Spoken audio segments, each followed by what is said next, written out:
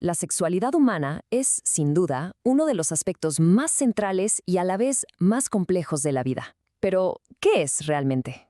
Porque no es solo biología y tampoco son solo emociones. Es más como un increíble mosaico, lleno de piezas que nos definen. Hoy, precisamente, vamos a armar ese mosaico juntos. Me fascina esta idea del mosaico, ¿saben? Imagínenlo así. Un montón de pequeñas piezas, de diferentes colores y formas, la biología, los sentimientos, la cultura, que cuando se juntan, crean una imagen única y personal para cada quien. Así que, en este análisis, lo que haremos es ir viendo cada una de esas piezas para entender mejor el cuadro completo. Bueno, para empezar a armar este mosaico tenemos que irnos a la base, ¿no? A los cimientos. Y esos son, sin duda, los biológicos. A ver, lo que casi siempre nos han enseñado es que el sexo biológico se divide en dos categorías y ya, súper simple. Por un lado tenemos el femenino con sus cromosomas XX y el dominio de los estrógenos. Por el otro, el masculino con cromosomas XY y la testosterona. Una clasificación que parece muy clara y directa, ¿cierto? Pues la realidad es un poco más interesante. Y es que resulta que la naturaleza es increíblemente diversa. Aquí es donde entra el concepto de intersexualidad. Hablamos de variaciones naturales, personas que nacen con características sexuales que simplemente no encajan al 100% en las cajitas de masculino o femenino. Y el punto clave aquí es este: no es una enfermedad ni algo que esté mal, es simplemente parte del enorme y fascinante espectro de la diversidad humana. Después, claro, llega la pubertad. Es como una verdadera sinfonía de hormonas que dirige cambios asombrosos en nuestro cuerpo. Es ese proceso de maduración que nos va preparando para poder reproducirnos. Y aunque cada persona la vive a su ritmo y de manera única, estos cambios marcan una transición biológica fundamental por la que pasamos. Muy bien, ya exploramos los cimientos biológicos. Pero nuestro cuerpo, con todo y sus hormonas, es solo el comienzo de la historia. Ahora vamos a ponerle encima otra capa, una que es igual de poderosa: la influencia de la sociedad. Y justo esto nos lleva a la pregunta del millón, quizá una de las distinciones más importantes que vamos a hacer hoy. ¿Es lo mismo hablar de sexo que hablar de género? La respuesta es un no, así, rotundo. Y esta imagen lo deja súper claro. Pensemos en esto. El sexo tiene que ver con la biología, con las características físicas con las que nacemos. El hardware, por así decirlo. Pero el género... el género es una construcción social. Son todas esas ideas, esos roles y las expectativas que la cultura nos asigna basándose en nuestro sexo. Es el software cultural que nos instalan. Esta metáfora del traje me parece genial. Es como si la sociedad nos diera un atuendo con un montón de reglas sobre cómo usarlo, cómo comportarnos, qué decir. Así es como debes actuar. Pero, como pasa con la moda, estos trajes cambian con el tiempo y son súper diferentes entre una cultura y otra. Ok, ya vimos ese traje que nos da la sociedad, pero más allá de lo que se ve por fuera, de esa construcción social, hay algo mucho más profundo: cómo nos sentimos por dentro.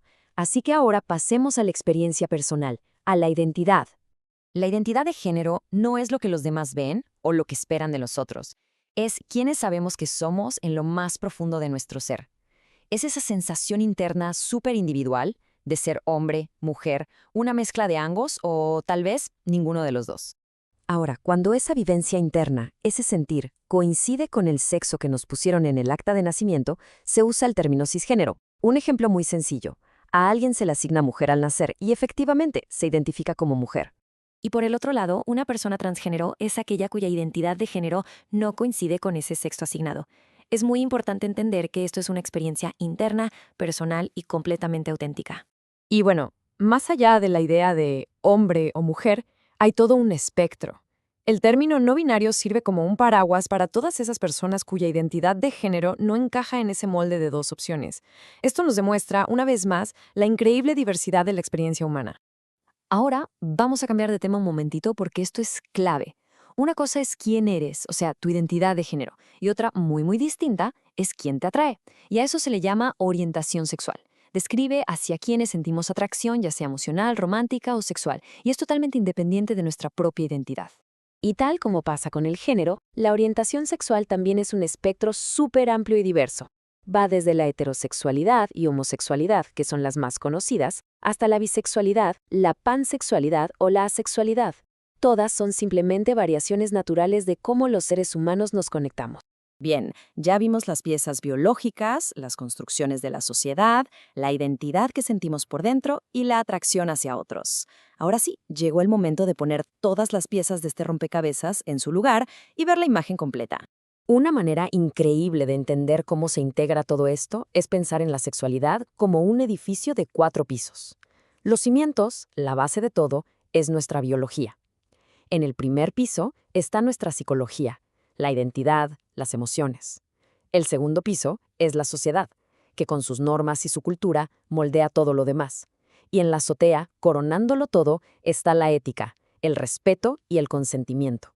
Sabiendo que nuestra sexualidad es este edificio tan complejo, la pregunta que surge es, ¿cómo lo habitamos? O sea, ¿cómo vivimos todo esto de una forma sana, positiva y que nos haga sentir plenos? La clave para una sexualidad plena, de verdad, está en estos principios. El primero, y que es la base de todo, es el consentimiento, y tiene que ser libre y explícito, siempre. Luego, por supuesto, tener información confiable, científica, conocernos, querernos, tener una buena autoestima. Y algo fundamental, respetar que todas las personas somos diferentes. La comunicación y la responsabilidad compartida son los pilares para tener relaciones sanas. Al final, se trata de cuidarnos y cuidar a los demás. Al final, todo nos regresa a esa idea del mosaico. Entender nuestra sexualidad no es como llegar a un destino final y ya está. Es más bien un viaje de descubrimiento que dura toda la vida. Así que la pregunta que se queda flotando en el aire es, ahora que vimos todas estas piezas, ¿cuál de ellas despierta más curiosidad por explorar?